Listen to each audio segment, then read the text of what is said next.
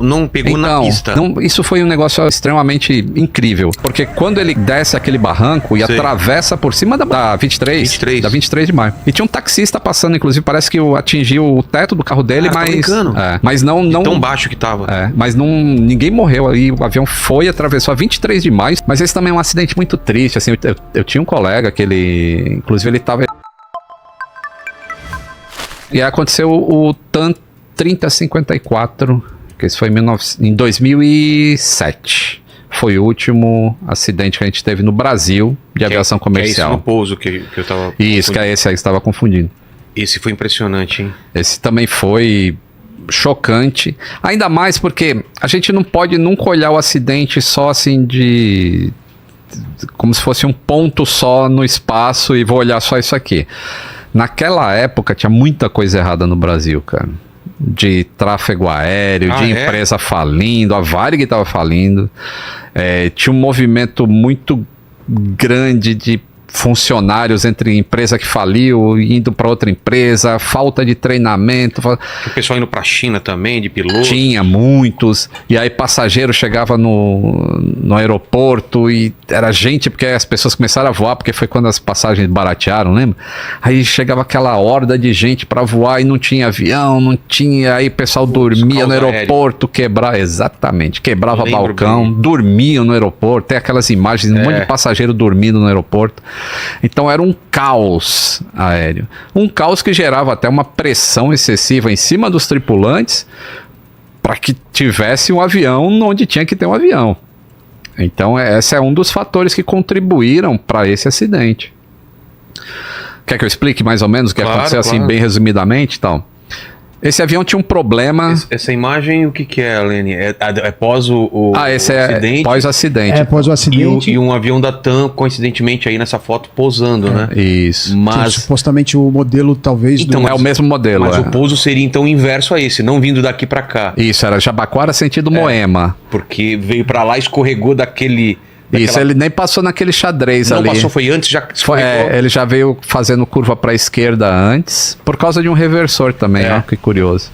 E aí ele cai aí é onde foi feita aquela pracinha. Exato, que tem um memorial e uma pracinha lá. Que era o que aí antes? Era um predinho? Aí tinha um prédio de cargas da própria TAM, que inclusive funcionários da TAM morreram também. Caramba. Né? Então como que foi? Olha lá aquele prédio da TAM, tá vendo a TAM Express? Tá vendo a cauda do avião ali, ó?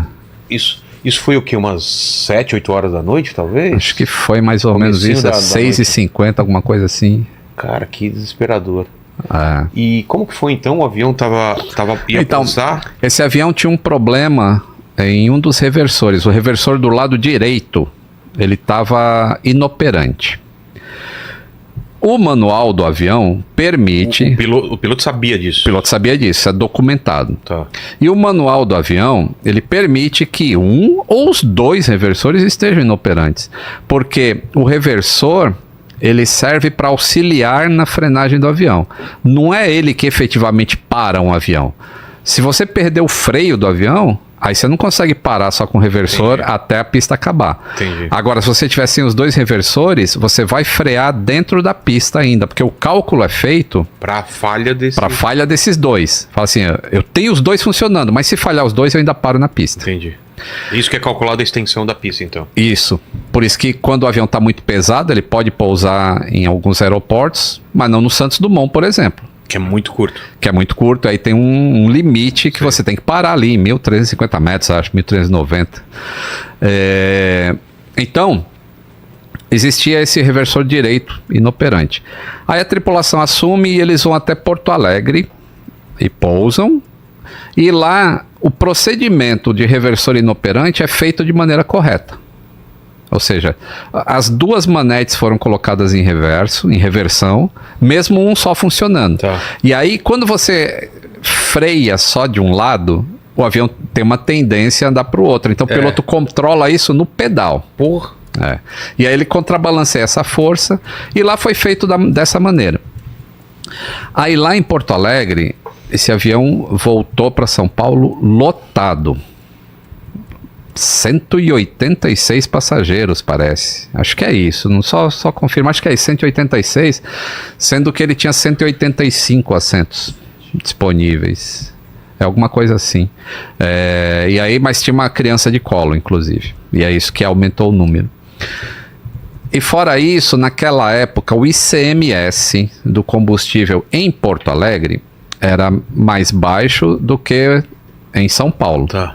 Então, era comum que as empresas aéreas abastecessem mais combustível do que o necessário para fazer o voo, para economizar. Claro. Então, ele pousaria com mais combustível em São Paulo e não precisaria colocar muito mais, economizaria. Então, isso se chama na aviação tankering, que é você anda com o tanque ali sem precisar estar carregando combustível.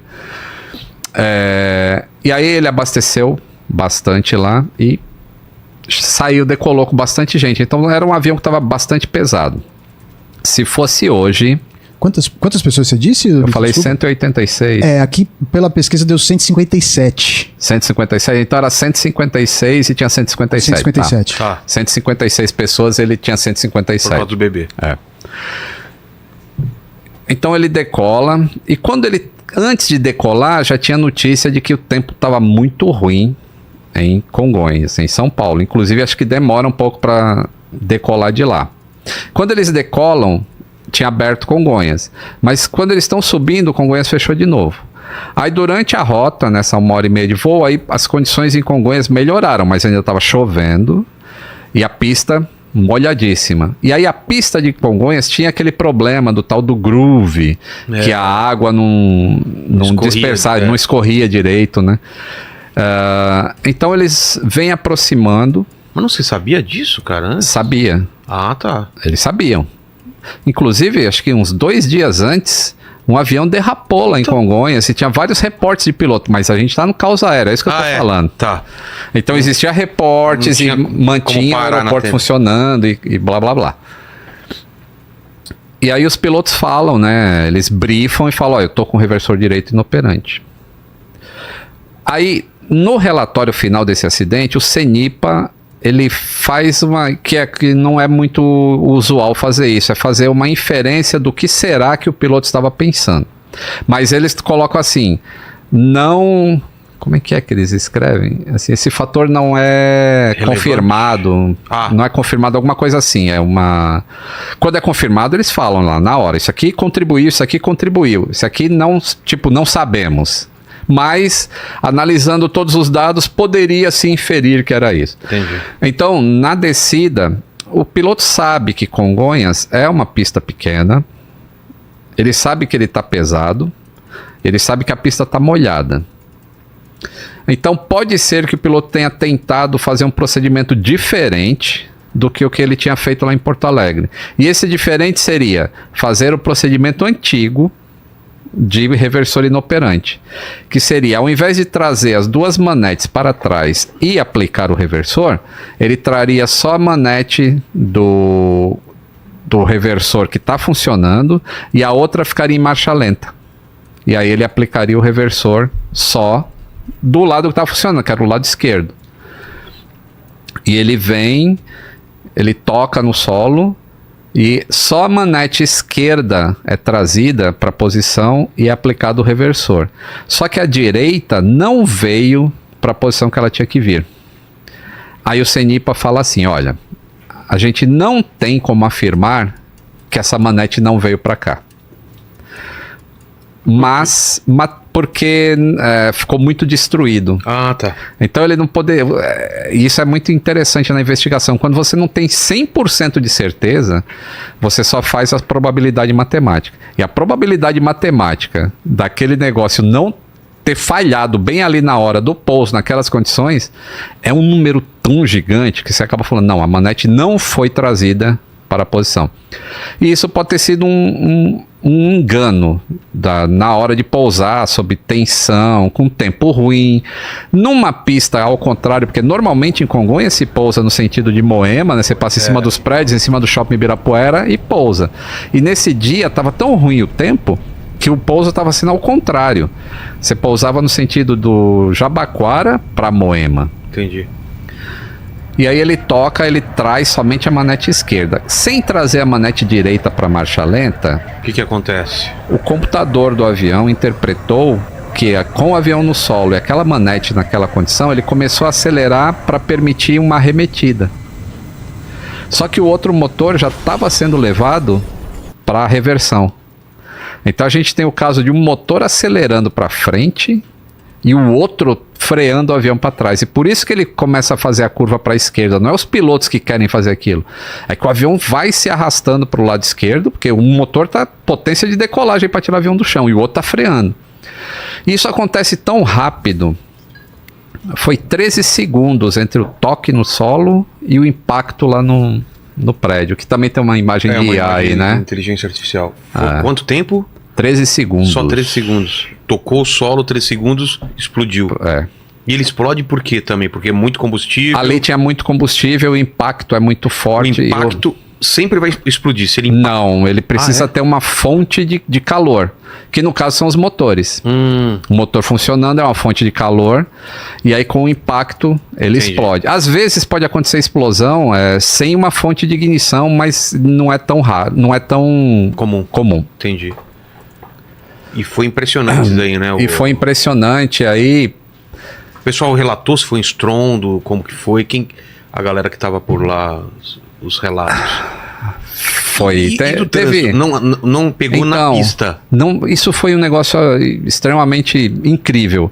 Porque quando ele desce aquele barranco e atravessa por cima da Bandeirantes, da 23, da 23 de maio. E tinha um taxista passando, inclusive, parece que atingiu o teto do carro dele, mas. Mas não. Tão baixo que tava. Mas ninguém morreu ali. O avião atravessou a 23 de maio, São Paulo, que é uma coisa absurda. Nesse horário lotado. Né? E ninguém fora, né, que estava na avenida se machucou.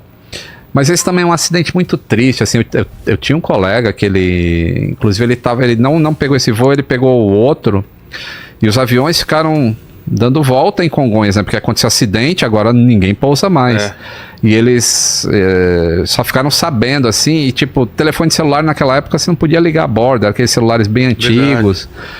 E só quando pousou que eles conseguiram avisar a família. Pô, eu não tô naquele avião, eu tô nesse aqui. Então foi bem angustiante, sim.